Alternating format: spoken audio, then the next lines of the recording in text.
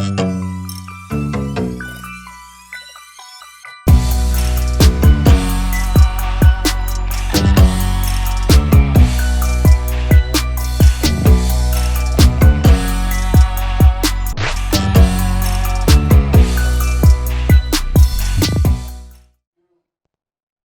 this is Shut Up and Talk TV. I'm LB Johnson. I'm an out-of-work gigolo.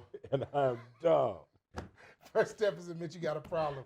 Hey, welcome to the show. Hey, we got a lot to talk about, but fellas, I got to ask you, out the gate, what do y'all think about Iron Man and all the superhero movies that have come out? I mean, it was mediocre until What was mediocre? the superhero thing, you know. Okay. Until, you know, they got my role in there, since I am one of the original members of Wakanda.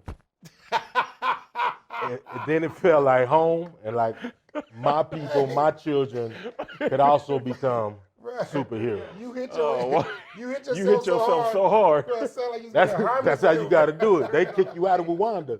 Bruh, Wakanda, He said Wakanda.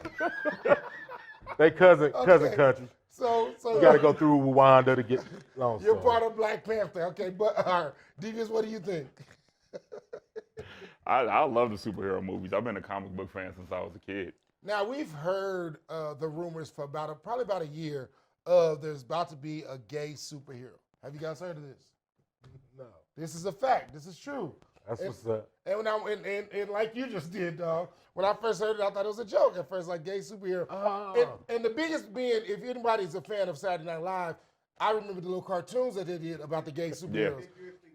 Yeah, what was it? Ambiguously gay duo. The ambiguously gay duo. We gonna talk about why you know that. Yeah, but literally, One of my favorite so shows. but if you watch that as a fan of Shut Up and Talk, as a fan of Saturday Night Live, then as soon as you hear about a gay superhero, you're like, bro, they gonna do it like that. And if anyone didn't watch it, each cartoon they just really went over and above to go all out as far as pushing that they were gay. Even their car was shaped like toys. I'll say it like that.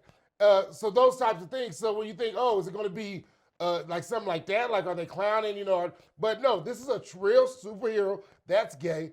At first, I'll be honest. I was like, bro, I don't know about this. Like, is it needed? But then I thought about it, even with Black Panther and some of the other superheroes, even Superman. Like that helped a lot of people. That helped a class of people in one way or another to feel like, hey, I could be a superhero too.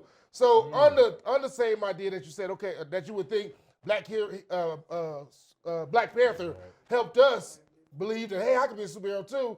That's why I say, okay, then we can't knock and say, okay, there shouldn't be a gay superhero. I guess I'm biased because anybody watching that thinking they're really gonna become a superhero, you're dumb. I mean, You don't have powers. But as kids or as young adults, you know, everybody has a little, you know, they assume like one day I'm gonna be like them, I'm gonna be like Iron Man, I'm gonna be like Superman. I mean, for starters, every superhero wears tight leggings, right? From a kid's standpoint, Uh-huh. do the personal relationships in a superhero movie really matter? Kids want to see stuff blown up. They want to see superheroes fly and do amazing things. This is I true. don't think their personal relationships really matter. So, here's where it's going to be a good thing.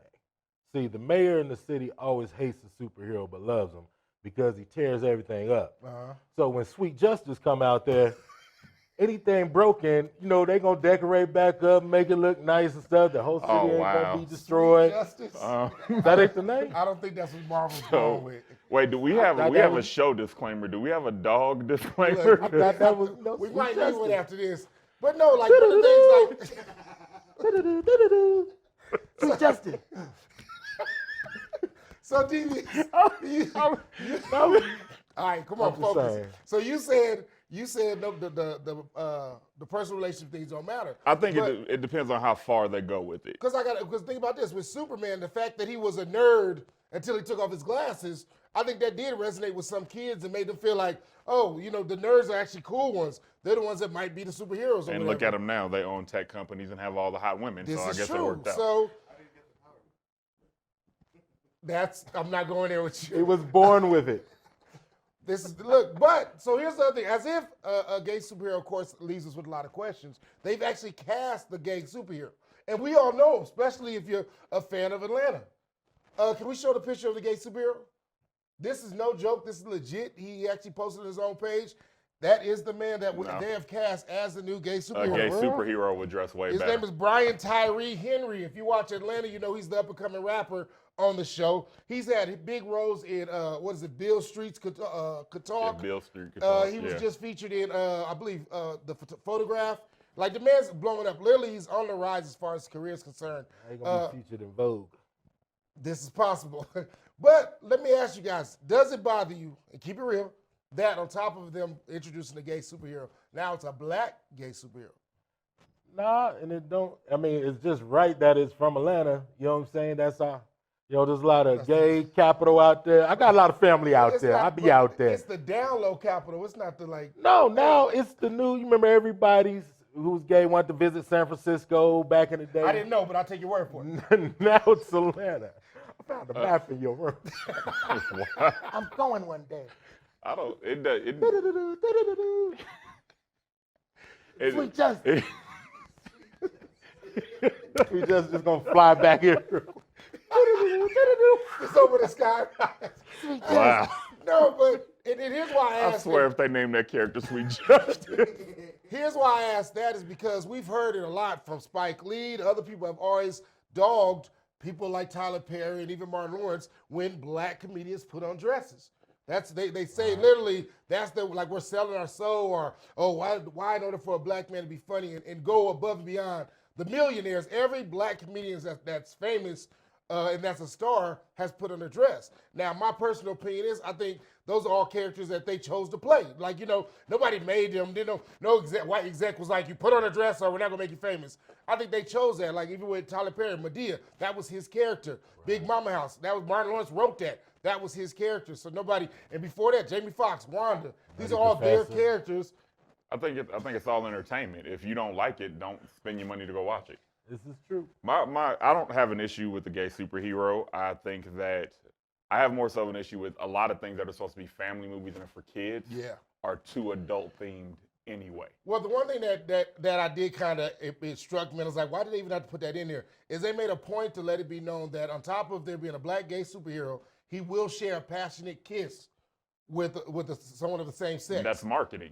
But that's my issue, because then it becomes more of like a ploy. It's not like, hey, I just want to do this. It's needed, so that's why we're introducing this gay superhero. Now it's like I want to reach out because being gay has become a trend now. For football players and basketball players coming out the closet and almost seeming like they're doing it to make their star bigger. Right. So that's where I'm like, okay, what is Marvel doing here? Are they actually doing this because it's something they want to do and they want to change history, or are they just trying to sell more tickets? I think it's probably wanting to sell more tickets. I think when you do any type of movie or any form of entertainment, you kind of stay true to what the creator wants. It's like not too long ago, there were a bunch of people that were mad because Luke Cage didn't have enough white people. This is true. Well, if you've ever been to Harlem, there's not a whole lot of white people. At least there didn't used to be. At the same time, you can't turn around and watch a movie about the Roman Coliseum and be like, I'm mad because there are no black people in it, because historically there weren't. On that note, we'll take a break. We'll come back more Shut Up and Talk TV.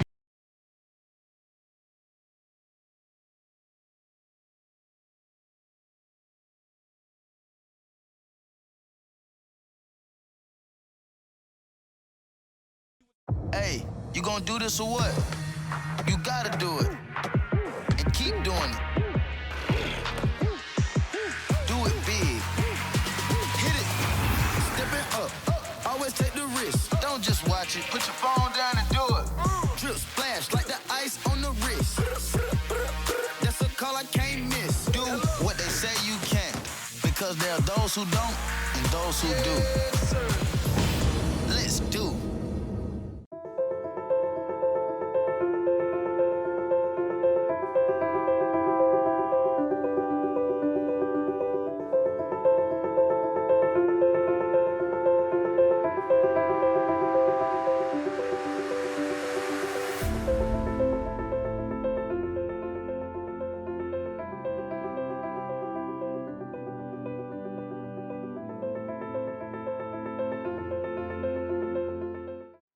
Now open, New Mexico's premier sports bar, Stadium 66. Cheer for your favorite teams on the largest state-of-the-art TV screens. Tackle the amazing appetizers, and then take on the rest of the menu. Now, for the first time ever, watch your team Bet your team. Stadium 66, your place for beer, bites, and bets. Located in the Route 66 Casino Hotel, I-40, exit 140. Lava Rock Brewing Company, conveniently located on Albuquerque's west side, just south of I-40. You can come on in, enjoy our pizza, pasta, burgers, and more by Matucci's. It's all at Lava Rock. Lava Rock Brewing Company, come on in.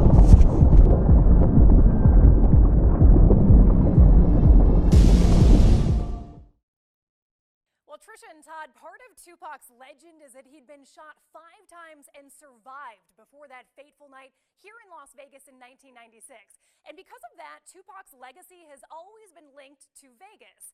But a local filmmaker says Tupac shouldn't be connected to Vegas because he died here, but because this is where he made his great escape. Going straight to the point.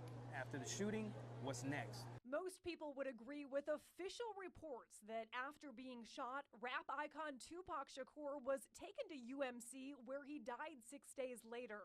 But local filmmaker Rick Boss has an alternate ending. This movie is about Tupac actually escaping from the University Medical Center here in Vegas and relocating to New Mexico, getting protection from the Navajo tribe. Boss says when the rapper arrived to Las Vegas for fight night, he was informed of a planned hit on him. Now that's when the escape plan came into fruition, from planting a double in Suge Knight's BMW to a strategic aerial exit. When certain FBI agencies are looking for you, the first thing they're gonna do is block the airport so you can't travel out. So the best way to escape is through helicopter, private helicopter, to another state. FBI agents can't go onto tribal land without the tribal council's permission. Boss says that's why Navajo land in New Mexico made for the perfect hideout. And while many may dismiss the premise as fiction, Boss says the information for the script came from people in Tupac's family and circle. I mean, you can write a fiction, story, but this is not fiction. This is facts through certain people that I know. Boss knows G-Money and Snoop Dogg, who collaborated with Tupac, and Boss's father knew Tupac's mom from their involvement in the Black Panther Party. Boss says ultimately he wants Tupac fans to see the movie and decide for themselves. The man who plays Tupac, Richard Garcia, says he believes the rap legend did die in Las Vegas in 1996 at the age of 25. But his legacy still very much alive. He's gone, but he lives on, like you said, like his mother said. He lives on through all of us, through our memories, through our hearts, through our tribute. This film is still in production, and Boss says it will likely come out sometime next year. Trisha and Todd? Nation love. Yeah. We are back. This is Shut Up and Talk TV. Now, as you guys just seen it, the first thing is, I like at least the actor that's playing Tupac. He lets it be known that he does believe that Tupac died in Vegas in the hospital. He said he does not believe what the director and the writer of this new documentary / movie is trying to do. I got so many issues with this. First of all, everybody knows I'm a huge Tupac fan. When Pac died, I bought all the conspiracy DVDs and everything, trying to find what happened, from he didn't really get shot to Suge set him up. We've watched everything, even the newest one that came out on Netflix. I watched it, I studied it. When it's all said and done, one thing that remains clear is Pac is dead. Now, I know Pac was the black man's Elvis for many, many years, but we understand he's dead. Now, this dude is coming out, and the biggest issue I have with it is that he's not saying, like, he's literally trying to sell this as if this is the true story. That Pac did not die in the hospital that night. He snuck out of the hospital, came to, of all places, mind you, he rapped about the $1 million spot, but the land of enchantment, I guess, was the $1 million spot. Absolutely. Because that's where he came, and he's been... Who wouldn't want to give up millions of dollars to sell green chili chimichangas at all sups in Las Lunas? He just looked, he 100%. That Pac is alive. Look, Yeah. he gave up the steaks and everything for Navajo tacos. Reservation love. Look, it's like, I'm sorry, I can't help even as I watch that. It's just hilarious to me. Even the guy that got to portray him, the album cover, or what is that, the video, The poster, whatever. It's like, come on, man. Like, if you want to be respected as a director, writer, whatever you do, come on, man, you got to come better than that. And he's definitely trying to sell off the fame of Tupac and off all the fans that do hope and wish he was still alive. But the way he's doing is just horrible. Where's the Chupacabra pictures, though, of Tupac peeking behind the bush or something, running across the field? Like, Ain't nobody seen Pac in all these years on the res? That was all the Bigfoot stuff, bro. Like, Bigfoot, Chupacabra, the alien stuff. My thing They is, ain't being a sighting? I feel like Pac would definitely show up, like, at one of these concerts or something. Even in this one, really, it messed me up. As I was watching this, and I'm trying to figure out if it's real. And then they showed a picture of him with Corrupt, and he said he's met people like Snoop Dogg. Like, they didn't even call him Corrupt. They called him Snoop Dogg in the video. Like, this dude don't even know who he met. And that's prime. We get that all the time. They say we look alike. But I'm like, come on, bro. This is just all bad in so many ways. Like, Pac really just gave up tossing it up for the reservation, I guess. What do you say? What do you say to something like this? Like, I wish if you good for you, bro. You tried. There you go. Good, you tried. And he'll probably, this is the reality, he will probably sell some copies. People will watch. People will watch it. Now, I won't be one of them, but I'm sure some people will watch this. I'm going to keep my eyes open next time I'm at Sandia. You never know. He might work in the back or something. Shout out to Josh Fournier. He's a local comedian. He literally has been making posts since the story came out. And he said, like, last night, me and Tupac skin walked on the reservation. Like he is riding this till the wheels falls off. I'm like, let me ask you guys, as fans of hip hop and fans of even Tupac, do you feel like disrespected in any way? Oh, a little absolutely. bit, yeah. Go ahead. Oh, go ahead. I feel disrespected because, you know what I'm saying, I grew up on Pac out there in Cali, you know what I'm saying, in the Bay where we could see him and talk to him. And when he passed, we lost something. Yeah. So, don't play around with that. You know what I'm saying? Let the man be gone. Let his people mourn and be done with it. Y'all bringing it back up. Pac, I wouldn't even, I wanted to see his the little hologram that came out. That was dope. Even then, so it was like that was borderline on the edge. Either you going to love it or you ain't going to be with it. So but you saying let him like rest in peace, basically? Let him rest in peace. We got his music forever. What about you, D? I agree. Pac was one of the greats. Pac was Pac, and you just what do you say to somebody that does something like that? Do you slap him if you see him? Like, he's wearing a hat that says Rick Boss. Like, I'm offended. In my twisted head, like I'm hearing every song like remade in this Navajo Tupac's California Love. Like, I don't yeah, man, I can't take this serious. I can't. Nope. I got a question for you. Yes. Being a huge Pac fan, I know you moved out here to New Mexico to try to find him when they said he was out here. Is that what I did? So, if you found out he really was still alive, are you still a fan or are you pissed off? No, I'm a huge fan. I'm mad. To me, he was smart, man. He had to get out. I mean, we've heard all the rumors and all the different myths, but if any of it was true, he had to get out. But how old would Pac be? Pac be like 50-something today, wouldn't he? It's been like 20, 25 years. Yeah, so Pac be old as hell. Like, ain't none of that drug. But nah, I'm mad. It ain't thug life. It's like Huggy's life. Like, Given the current state of a lot of hip hop, I'm mad if Pac been hiding this whole time. You know what I'm saying? Where you been at? I hear that. That's real. You look at Snoop, you look at Jay-Z, you look at all these that are 50 plus still killing the game. Then I hear what y'all saying. Hold on. Just coming in. Uh-huh. Biggie was spotted. Where was he at? At a polygamous camp in Iowa. So he in Iowa and he a polygamous? There was a couple of them with him. They said they belonged. So he was 10 though. He got on some diet. The wall inside the spray can, providing 3 coats for both child, woman, and man. For both man, child, woman, and man. God bless the God, lady streets. Hey, you gonna do this or what? You gotta do it. And keep doing it. Do it big. Hit it. Stepping up. Always take the risk. Don't just watch it. Put your phone down and do it. Drip splash like the ice on the wrist. That's a call I can't miss. Do what they say you can. Because there are those who don't and those who do. Let's do.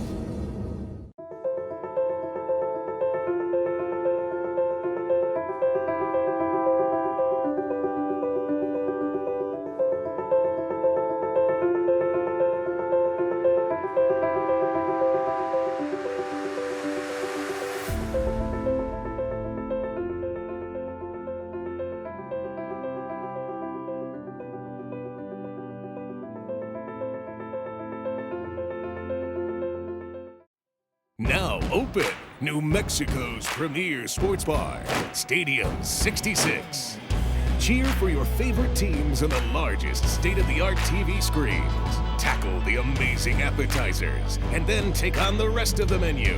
Now, for the first time ever, watch your team, bet your team. Stadium 66, your place for beer, bites, and bets. Located in the Route 66 Casino Hotel, I-40, exit 140. Are you looking to develop your skills this season? Coach Carl Barrere and the Air Barrere program at 8 Grady Sports Performance Center provides comprehensive position training for aspiring football players at all levels. Check us out at 8gradys.com to learn more and sign up for training today.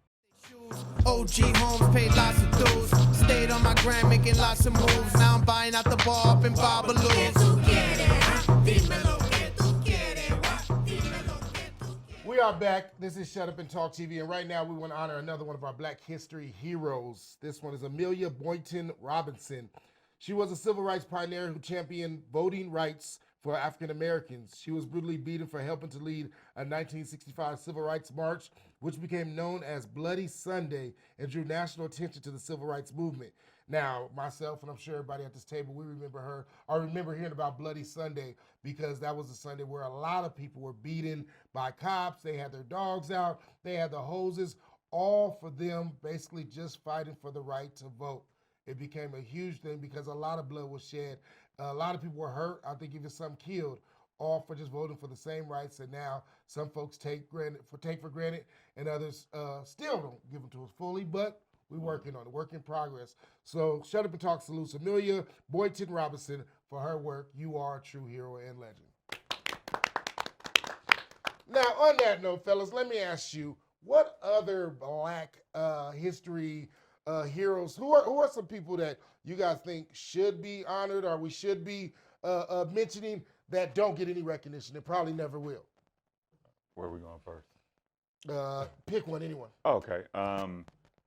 My hero is actually a relative of yours. Okay. His name is Tyrone Leroy Johnson III. Okay. He was the first known taxosexual. Taxosexual. The first man to date a woman for her income tax return. Oh. He taught us about earned income credit and how dating women with children could be beneficial to you. So, shout out to Unc. All right. Taxosexual. I know there's a lot of ladies that know a lot of them. What about you, dog? I want to take mine back to a young man by the name of Detroit Red. Detroit Red, okay. Yes, Detroit Red would later be known as Malcolm X. Okay. But Brother I'm giving this one to Detroit Red because our past is what makes us. This is true. He wouldn't be the Malcolm X we knew later without that criminal drug selling and gooking his hair. Shout out to CJ, Madam CJ Walker. Okay. You know what I'm saying? You could only leave that lie and stuff in there for so long. Watch it if you ain't seen it. But shout out to DJ Red for beginning the beginnings of Brother Malcolm X. The one thing, and it's funny that you mentioned him, because even watching The Godfather of Harlem, you notice even though it takes off as he's already Malcolm X in the show, but you can tell just how him and Bumpy Johnson interacted with each other, and that he's still like there's some gangster in there.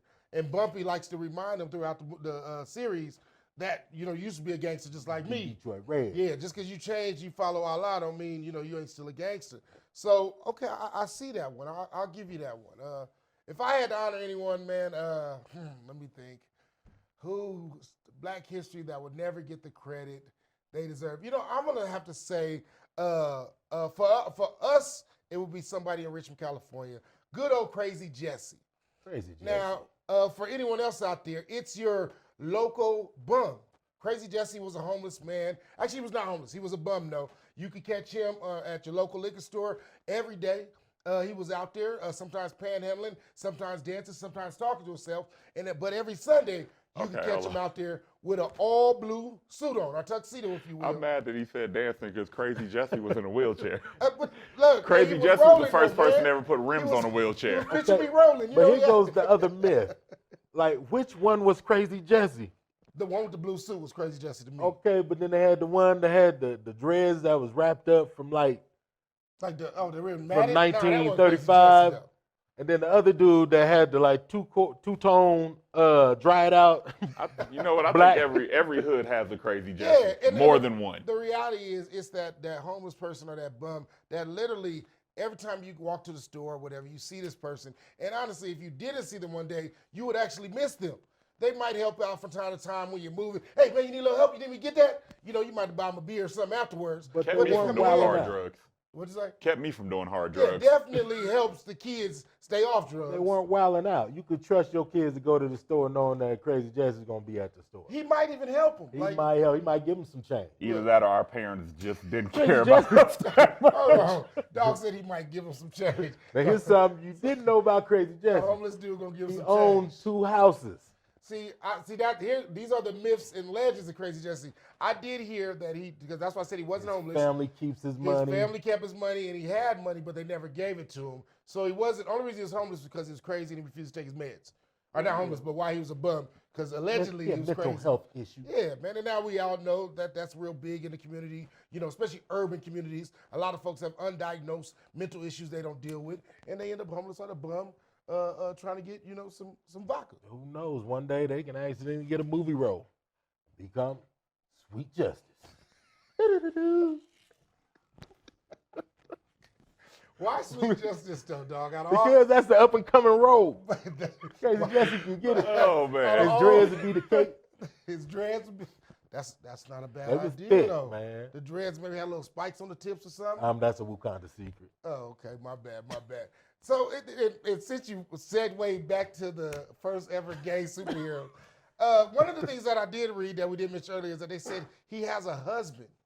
So Right, he's married he's married by day and superhero at night, I guess. Like, I don't He's know. married in the daytime. He's married at night too. Like, So- I mean, you know how they do it. Yeah, Joe. that's kind of how that works. So, Well, you know how they not, be like businessman by I was day, in the wrong marriage. superhero by night. I don't know.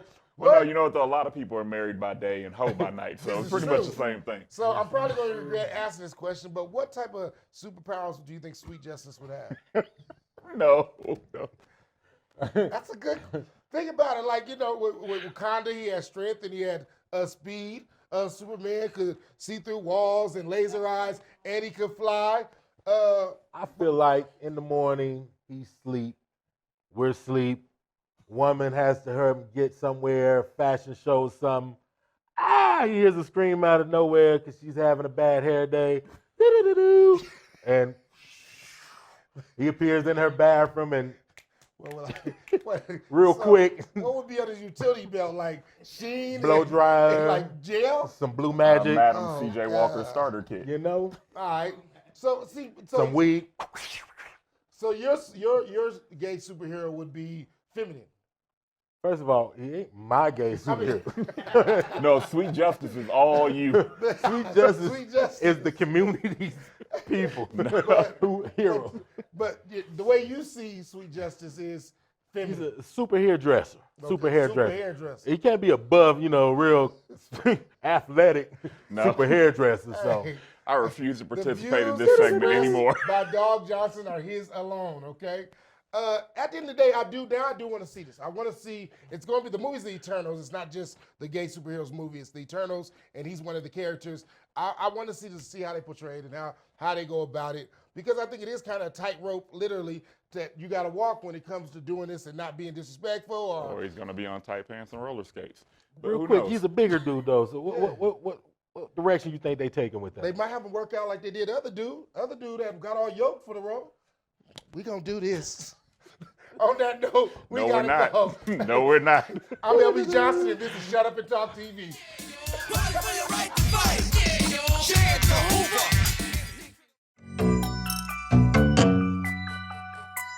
Hoover.